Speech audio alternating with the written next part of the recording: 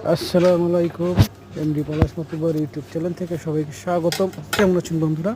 তো আজকে আপনাদের মাঝে হাজির হয়েছে একটি ইটালিয়ান মাছ। মাছটির নাম হলো রম্বো। এই মাছটি কীভাবে পরিষ্কার করতে হয় এবং এই মাছটি ইটালিয়ানরা কীভাবে খেতে পছন্দ করে সব কিছুই বিস্তারিত জানাবো আপনাদেরকে।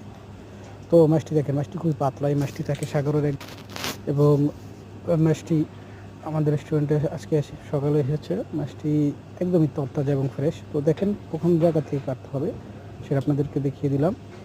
তো আমি এখন এখান থেকে কেটে নেব।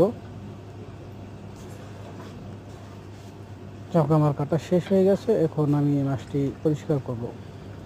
তো এই মাছটি খুবই সুস্বাদু এবং ইটালিয়ানরা মাছটি খুবই পছন্দ করে। তো এই মাছটি ইটালিয়ানরা দুইভাবে খেতে পছন্দ করে। তো প্রথমত লোক আমি যেভাবে কেটেছি ঠিক এভাবে পরিষ্কার করার পরে পেটের ভিতরের সব অংশ পরিষ্কার করে ফেলে দেবো।